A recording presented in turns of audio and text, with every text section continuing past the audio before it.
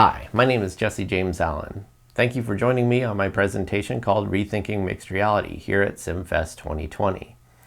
Now, I've been part of the Georgia Game Developers Association for about the past 10 years or so, and most of my talks have related around interactive audio or AAA video game design, but this one is completely different. It's a little bit more about exploratory research, kind of the next generation of real-time tools coming to the market right now. Now, when most people hear about mixed reality, they always think about something like a headset. And what I'm actually going to be talking about are some of the newer devices that are coming out on the market, such as this Lightform LF1 that can turn household projectors into augmented devices. Now, the goal of this isn't to really wow you with like incredible graphics or, final presentations that are super polished. They're all very much experiments. The idea here is to get the creator group of individuals out there exploring this kind of technology, thinking even broader on what the possibilities are.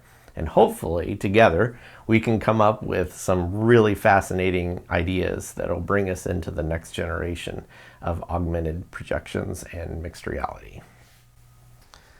All right, and to kick things off, here's the list of software that I have been using for the past 2 years to try many of these experiments. The very first one there is HeavyM. It is a real-time projection mapping program that I just adore. It's so intuitive to use and just easy and dynamic, and yeah, I'll show you why very soon. Smode is a real-time compositing engine. Matter of fact, it is the thing doing those cool particle graphics behind this text. Super versatile. Every single parameter within this program can be exposed for real-time control with like MIDI and OSC controllers. I'll get into that. Unity, real-time video game engine, awesome. Lightform is a projected AR hardware device and software solution. I'll be talking about that briefly. Adobe Aero is their augmented reality solution that is codeless, and it runs on cell phones and tablets. It can do some very cool things. I'll show you that. Bear Conductive basically is an Arduino board and thermal conductive paint that allows you to turn pretty much anything out there into a video game controller. Super awesome. The last one on this list is Spout. You can find this at spout.zeal.co, and it allows you to do things like bridge your video game graphics from Unity into HeavyM and map them around physical objects. It's a super cool program, and let's just get started with what you can do with all this stuff. You ready? All right, here we go. So let me give you a crash course on HeavyM. Now, HeavyM is a real-time projection mapping program. So I'm going to toggle between the physical world and what's going on my laptop here. So in the physical world, you see there are 3 cardboard boxes sitting on my table over there. 2 of them have already been projection mapped. The top one has not. So as I look back here at HeavyM, the program, I can pull another box down, and you can see in the physical world it shows up in the real space. If I hold my Alt and Up button, I can size this thing up to be approximately about the same shape. You will see that the physical world version of it is slightly crooked. That's easy to adjust. You basically just move these little dots around to conform it to whatever shape. I should be very specific that this does not need to be a square. You can map onto any shape of any kind of surface that you want. There's a lot of preset shapes in HeavyM. You can use standard shapes, and you can modify them. You just hit this little button here, and then you can modify the shapes however you want. You can also freehand draw shapes here. Hold on a second, let me clear these guys out. You can freehand draw new vector shapes, kind of like you would in Photoshop or something like that. I have no idea what that is. Anyway, but once you've done that, you can do lots of other stuff with it. So inside this tool, you have the ability to fill it with color. You see the white borders there that I have currently. You can turn those off. You can animate them if you want to. Let's see if I can, yeah, there we go. We've got some animation, that kind of stuff. And you can also map media to them. So on the lower two on my laptop here, you see these kind of unusual screens there in the background. Well, essentially what that is a media screen. And as I drag the media over my top box, I just assign it to a group. A group works a lot like the layers in Photoshop does. And essentially on each of these, I can go into my Change Content tab here, just select Media, and I'm just going to grab a couple of videos and start playing some videos. And this one, I'm going to put a different video. That'll be like that. And then in this top one, I'm going to grab yet another video and start playing that. And so now you see in the physical world, you have these boxes projection mapped, which looks super cool because they don't look like cardboard boxes anymore. That's kind of the point. It's like the world's greatest magic trick. So some of the other things that you can do with this is HeavyM allows you to do things like you can have an active webcam, and whatever the webcam sees, it'll map onto the physical object. Over here is the OpenGL shader ability, so you can pick a fractal shader or ISF shader or something like that and map that into the real world. And this gives you these super pristine, crisp graphics. I love them. They look so good. And then this one over here, you can do text, real simple, basic text kind of stuff. But this one is really the fun one. This is Spout. And I had mentioned Spout in that list of things that can bridge between programs. So for one of the things you can do here is you can bridge stuff from Unity into HeavyM and project your video game creations into physical environments or wrap them around physical objects. And I will get into that all very soon, but I just wanted to give you the super basic generic overview of what this is, and I will show you a couple of examples of things that I have done with this.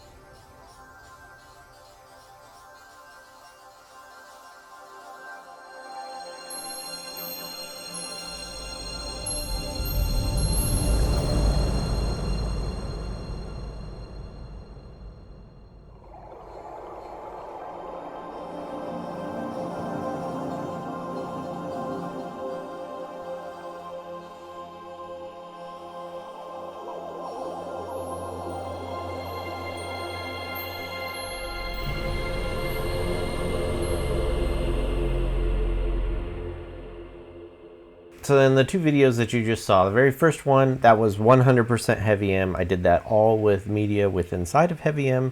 And yes, the results are super fun. The second one actually was partially HeavyM, and the interactive particle part was coming from Unity. And the way to do that is to go to this GitHub page, pick up this little script here called clack spout. And then inside of Unity, once you have it here, just select your camera and go to the runtime, select spout sender.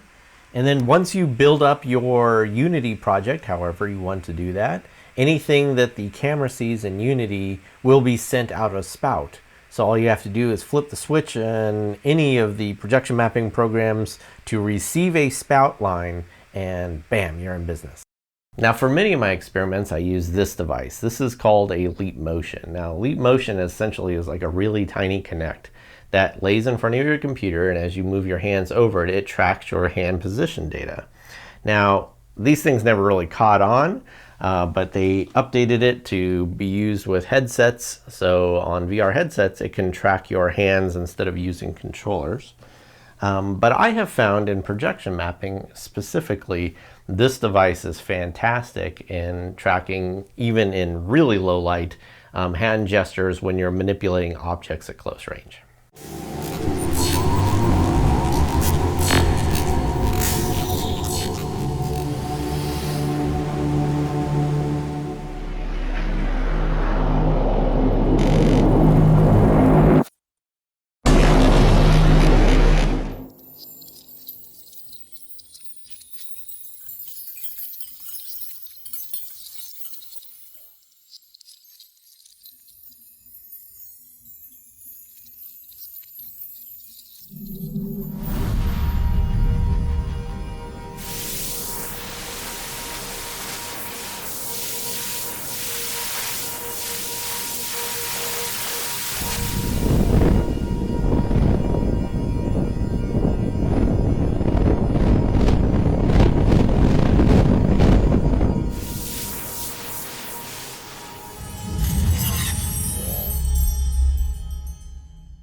Now, in the examples that you just saw, that was all using the leap motion to control all those cool little particle effects and whatnot.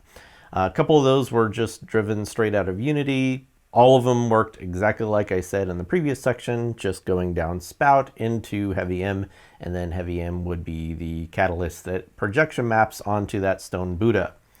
Now, if you're not really into working with game engines per se, like you're not really good at working with Unity, I would actually say that a great alternative is working with Smode. Now, Smode is a very cool real-time compositing engine. It is fairly new on the market, mostly used for theatrical stage production, just because of its real-time nature. But in this photograph, what you're seeing here is the leap motion again. And then in the bottom corner, you see this little green and gray box there. This is a program called Aero MIDI, and you can find this online, super easy. Essentially what it does is allows you to hook a leap motion to it, and then it will turn hand gestures into MIDI data. For the sound designers listening in on this presentation, yes, I am talking about the same MIDI that you use to create sequences and music and all that kind of wonderful stuff. Musical instrument digital interface, been around since the 80s. But one of the cool things about this is that you are now using MIDI data to control visual stuff. So that's fun.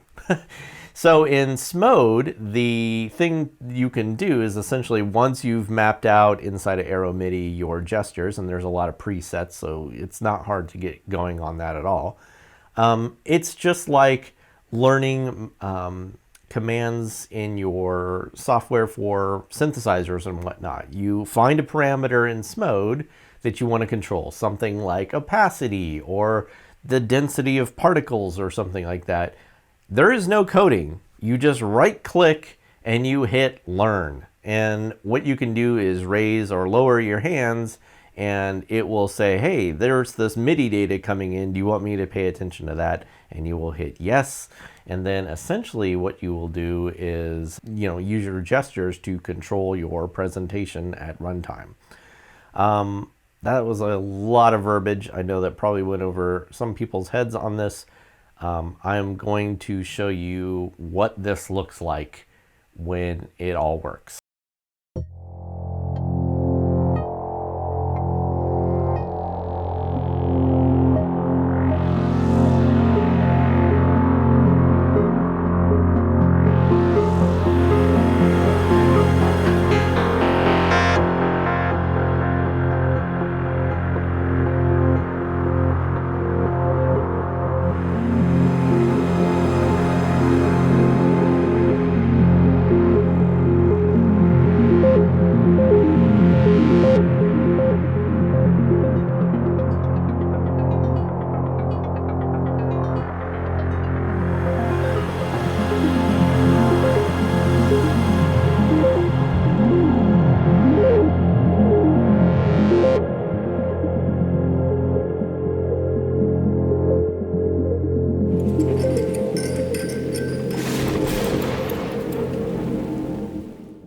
So hanging with Smode for another hot second, here is a project that everything is built around the use of a webcam as the user interface. Now, why the hell would you want to do that? Well, actually, when you think about this kind of post-pandemic world that we're stepping into, maybe you want to build something for an art festival or a museum that allows people to interact with something that doesn't involve them touching anything. This would be an ideal, very low cost, very fun way of doing that. Now, this project I actually built entirely in Smode by using a tutorial by a guy in the community that we call El Vincent. He's totally brilliant. And he showed exactly how to put this thing together. Essentially what you're doing is you are using 3D objects. In this case, I'm just using a bunch of spheres and mapping all of what the webcam sees as texture data onto these 3D spheres. And then essentially it's just using contrast levels to provide the XY data for the movement of these spheres. And then on top of that, what I'm using are what they call interactive shader format modifiers to do things like kaleidoscope and create really cool patterns and other really unique visual effects that are just easily assigned in Smode and easily tuned. Now at the bottom there, you will see what looks kind of like a Adobe After Effects timeline or something of that nature. And what that essentially is doing is, like a video game engine, it is sending trigger data to those interactive shader formats and allowing them to switch their effect as it plays through this rotating sequence. I have found in general through design that when people interact with these kind of things in the physical world, it's better if it's not totally at a standstill at all time. It's better if there is something that is changing up and inviting them to join in the journey. So it's kind of a sing-along in the visual realm, okay? So anyway, enough of me blabbing. This is what you can do with a single webcam and Smode and a fun little projector in the real world. So let's give it a shot.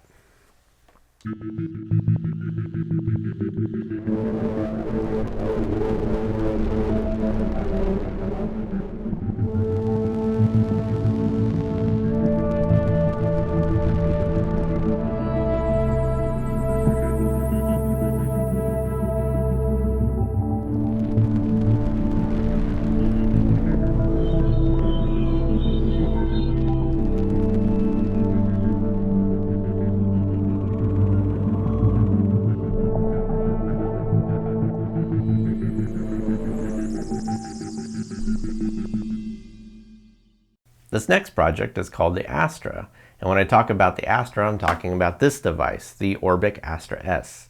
Now, the Astra essentially is a more modern version of the Kinect. You can easily find these things, even new, on Amazon. The S stands for short range, which means you can have it very close to the user who's interacting with the experience, which is really great, especially in low light environments. And here's exactly what I did with that.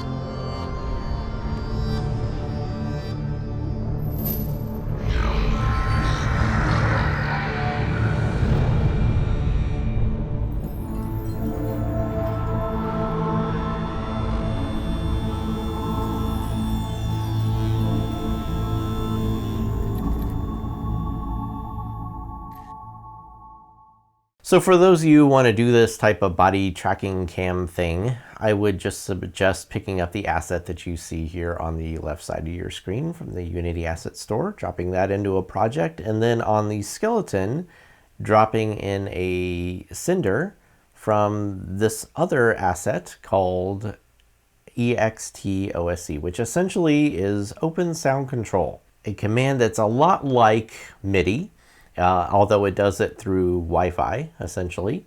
But it can track those gestures and send the telemetry data to SMODE. And one of the great things about SMODE is it can take this data, and let's say the XY data is moving between 0 and 1.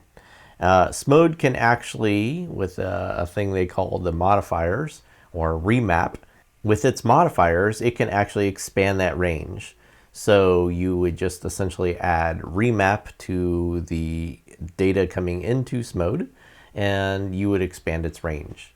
And then the other benefit of this is that you can add a smooth function to even it out. So if somebody moves their hand super fast, you don't have this like super jerky motion. It kind of averages out those numbers and kind of ramps into it, makes it nice and beautiful. But this also leads me into something else that's quite cool about OSC. It is not exclusively for Unity or this type of work at all. OSC is something that's very abundant, especially for people who do musical productions and whatnot. It's been around for quite a while. It kind of is a successor to MIDI in a lot of ways. And I will show you a couple other experiments that I did with OSC using a cell phone to control visuals again, just by sending OSC data. And again, you have some really cool mixed reality projects.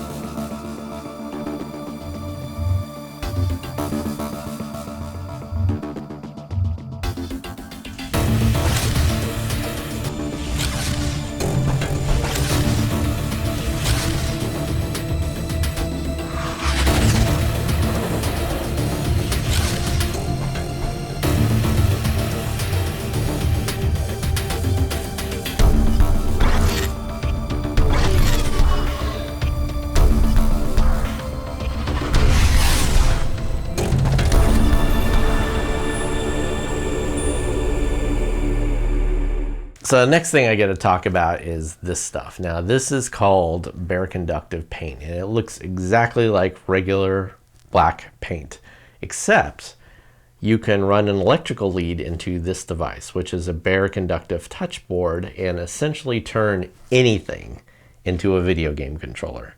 So you can have a painting that's painted with this stuff, and different points of the painting will send different control data to this device. You can also turn things into a thermon, because this paint is proximity sensitive. Like the closer you get with your body, the more data it sends to this. You can hook this board to other things as well. You can hook these leads to any metal object, turning any metal object into basically a MIDI controller. Or in this next experiment, I hooked it to VHS tape and created a proximity-based mixed reality thermon.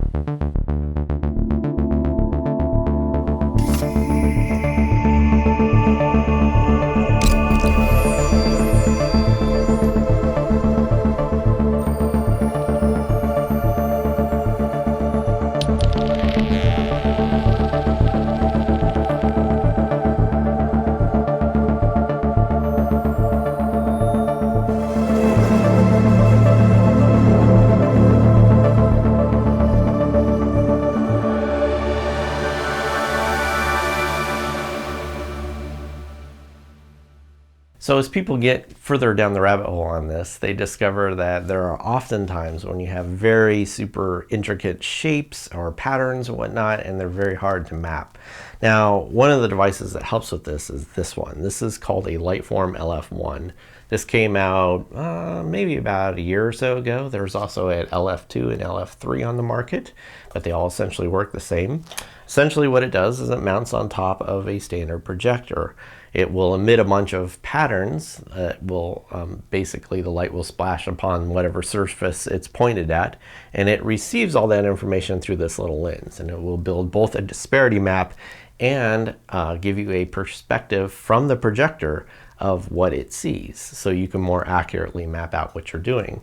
Once you're done with all of your projects, you can send all the data back to this device, either through Wi-Fi or through the LAN cable on the back, and it will indefinitely replay that information through the projector as a self-contained unit. It's ideal for a museum or a public exhibition or something of that nature, because it is essentially hands-off at that time. However, you can make a lot of the parameters influenced by OSC data. There's also an IR receiver on the back of it. In this next project that you're going to see, I worked with a local artist by the name of Kelly Joylad, and she is a sculptor who makes these really fascinating works of art out of thousands of little pieces of paper. We took a LF1 and one of her pieces to create this project that was inspired by the Apollo space program. This is Apollo control at 36 hours, 33 minutes into the flight. Yeah, this is outstanding.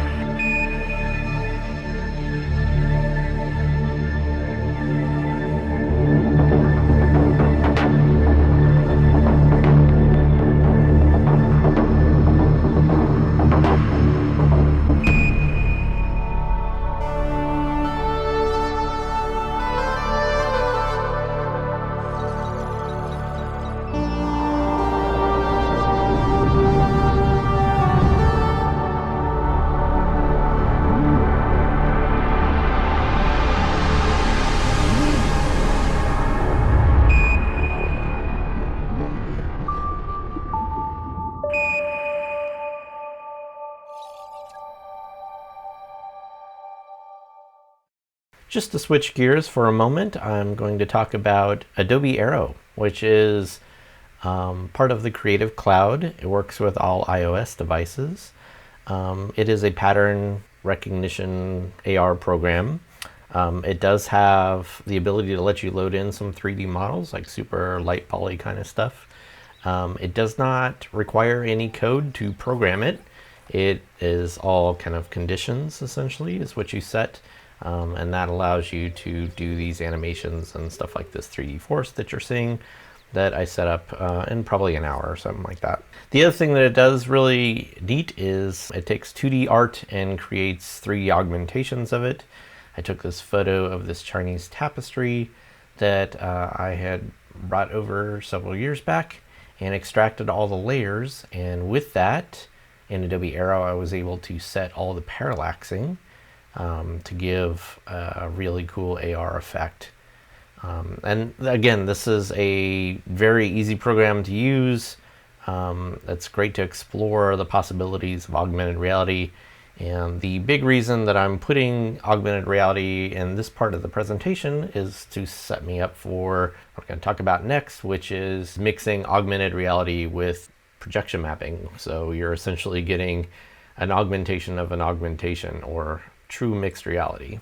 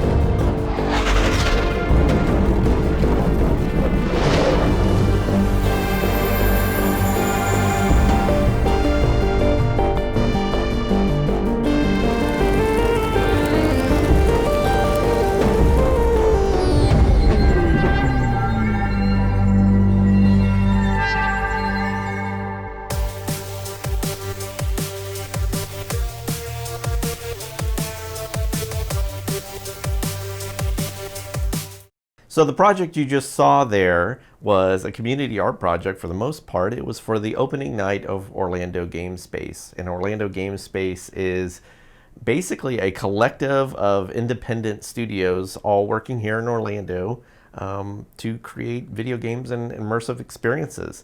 One of the teams within that building, actually called Brand XR, They have an app called Electrify that is very similar to the Adobe Aero approach of a codeless augmented reality application.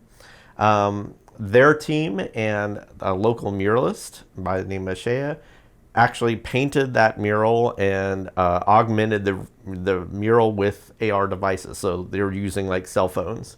And then they brought me in to projection map on top of that. So when the audience showed up on opening night, we had like 200 and something people. They were witnessing as a group a mass augmentation of this mural. Plus they could hold up their phones and have a personal experience that had a completely unique augmentation of the mural. So you have an augmentation of an augmentation. It's like layers deep, right? This presentation just last week won an international award for craft on immersion and mixed reality, a Telly Award. So, that was a huge honor. But the point of showing basically everything that I've showed you today is that really this is just the tip of the iceberg of what is possible. And the reason that I am bringing this to you as people who are into developing this kind of technology and video games and all that stuff is to start to realize the greater potential of what we can do with this kind of technology and the directions that we can go. And this is not just to benefit strictly entertainment purposes. I mean, obviously, to have augmented interfaces and whatnot is very future thinking. It's something that is definitely going to be in demand in a post-pandemic era, or even in the midst of a pandemic era. And it's just to give you a taste of everything that's possible, so you can just start thinking broader on the kinds of things that are possible. Now, if you are joining me live today at SimFest 2020, hopefully everything works out, I will be on a live Q&A after this session. And then if you are catching this post that time, or you just want to kind of process everything that you have seen and you want to circle back with me later, you can find me on LinkedIn. It's Jesse James Allen, and on Instagram it's Jesse James Allen. Feel free to drop me a note and just tell me your thoughts or ideas or whatever it is that you would like to discuss about what you have seen today. I hope you have a great time at the rest of SimFest today, and I just want to thank you for being part of our community and expanding all that is possible with your amazing imagination and skills. So until next year, take care and thank you for watching. All right, so we have Jesse here right now to answer questions. First question from Ben Sandfelder. Do you see this tech being integrated with interactive VR, AR experiences like the Void in the near future? Absolutely, I do. I think that, of course, as I said at the beginning of this presentation, this is all stuff that is emerging tech, right? And a lot of the ways that emerging tech comes out kind of like a science experiment, right? And it's more about, hey, did you know this is possible? Giving people the idea of like, hey, did you know you could bridge Unity into, physical reality? I guarantee there is a Unity programmer out there that's like, oh yeah, totally could. And that's where you start getting into, these gorgeous presentations are very immersive and lush video game experiences, but now they are being mapped into a physical space. So, yeah, you better believe it's coming down the pike. And especially as I had mentioned several times, we are really entering a different era as far as how we are going to entertain people in public places. And, people want that kind of immersion, but they also want that immersion with their friends. And if you're in an environment like the Void or whatever, just to have that kind of control that's maybe gesture tracked or motion tracked with, a different type of controller, like the presentation we saw at the opening of SimFest today. They had mentioned that Spout was something that is possible or does come out of that augmented reality or virtual reality program.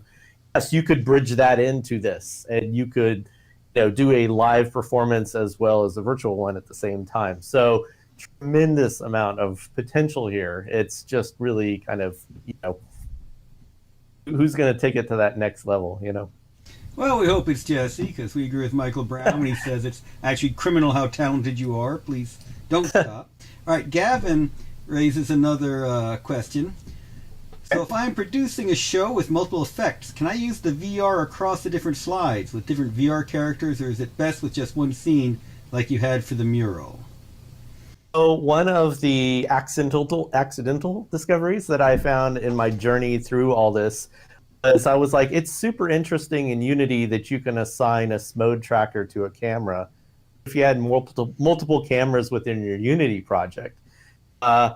So I set up, I don't know, like 5 or 6 cameras or something like that. And they all sent down their independent spout channels, which meant that it kind of goes above my kung fu level as far as Unity programming. But the test proved 100% that you could actually have multiple projectors going on, or, at mapping on different surfaces. And each one of those surfaces be projecting an instance or a camera from Unity in its native perspective. Like that to me was like, whoa, you could do a box with 4 sides, and every time a person walks around the box, each side had its own interactive thing going on in its own Unity universe, coming out of one Unity program at that. Like that kind of potential is just, it's a bit hard to comprehend as far as like all you could do with that, but yeah. So, and to answer that question, yeah, you could absolutely have multiple projectors on a wall. You can have multiple objects within a mural that independently mapped, or they have their own channels to show whatever it is that you want to show. I mean, the rabbit hole goes super, super deep on this. So, very cool. All right, Jesse, let's talk about the installations you've done, the Orlando game one as well as others. What's the kind of reaction you get from people when they come in? I mean, when you're in the Orlando game space, obviously you do have gamers expecting something like this, but they're bringing friends who aren't. So what's the range of expectations? What's the kind of responses they have? So I've done several of the larger art festivals that are here in Orlando. We had Immerse, which shuts down pretty much half of downtown Orlando to 1,000 artists come in and showcase stuff. I think people, they love visual stuff. They love eye candy for sure. Like anybody who's ever been in video games knows that sells. But I think it's a level beyond that when they realize that they can be part of that interaction and change it. And it. In that context, in a like live environment, people just are really attracted to messing around with stuff like that. They love the photo op side of it. We did a project called the Seraph, where we built a huge Seraph angel, it was like 7 feet tall. And it was, it had all this projection mapping stuff going on, but there was a book there in the front that kind of looked like this old, Mesopotamian hieroglyphics book or something like that. And each one of the hieroglyphics was that baroconductive touch paint. So if they touched it, it would actually change what they saw in the angel. And then there was a leap motion embedded into the page. If they moved their hands over to touch one of the things, the feathers on the seraph would move around. And, like we didn't even set people up to like explain what that did. It was just awesome to watch people go, wait, I'm doing that. Holy cow, and that just kind of, moment of curiosity meeting, with like, now you can be creative with it. And it was cool to just watch people just kind of mess around with it and explore, Very cool. So let's keep talking about the installations, because we as game designers are used to sending something out there and hoping that our users can make it actually work on their machines. On the other hand, you're creating this group experience for everyone. Can you tell us some of the stories, what's gone into the setup and preparation, and especially any lessons about what we should avoid or what makes these work really well? Every one of these projects, I usually piggyback with a traditional artist, especially for like museum work or whatever, and they'll say, here's the experience that I want to produce as a physical entity. So they will do paintings or sculptures or whatever, and then we have a real long conversation of like, how do we make something that looks that, really well represents what they have done, but augments it just a bit to make it a bit, mysterious or magical for the audience as well. And those are usually the best collaborations, because you have a master of a specific skill, and then, I kind of consider myself an alchemist, a bit of a, the hacker kind of guy. Okay, now let's just modify it just a little bit. And the intrigue that fine arts group coming in to look at a project like that will appreciate the master craft of whoever did the original sculptures or painting and everything like that, and be intrigued by the technology that's beyond that. I don't want to get too lengthy on my conversation or my answer on that, but yeah, that's pretty much it. Working with people that are already in that space a little bit in different disciplines. Right. But we as game developers, I'm already seeing a ton of opportunities for this. I mean, I'm an old minis guy. I would love to do an MR thing where I've got my real life minis on the board and all my real life terrain, but could do all the funky things with AR for the special effects for the units you don't have, and all of that kind of stuff. Can you point to some other people in the games industry you think are doing good AR work? Who would you point out right now? I was glad you talked about Brand XR already as a local studio. Absolutely. We actually, here in Orlando, we had a festival called City Unseen by Snap. It was essentially all these different artists from all over the world that were showing off variations of AR. Some of them were traditional, you hold up a tablet and something animates or comes to life or whatever. We have projection augmentation. One of my friends, Destruct, she does mind-blowing stuff. She has like a headband that you put on, and you can move the graphics with your alpha waves in your brain, like sounds sci-fi. She really makes it work. She uses the Mimi gloves in some of her presentations, where she can do hand gestures on like a dome theater, and stuff starts moving around like totally, sci-fi style. I mean, it's incredible. You're now kind of edging into that kind of super sci-fi tech. Because the tools that you've seen here, like Smode and Heavy and a lot of the others that are out there, those are all evolving tech. Those are all programs that have pretty much come out within the last 4 or 5 years. And they are getting super powerful because they are running on the same type of real-time engines Unity and such are. Very cool. Gavin asks, if I was to install a conductive paint panel which was controlled by public use, should I be able to connect it to my laptop over a fairly long distance, 30 foot as laptop PC on a first floor? So how you would actually do that is, I believe there is an HDMI to LAN converter. So you can do really, really long runs, 200-foot runs or something like that. And that will keep your signals super strong.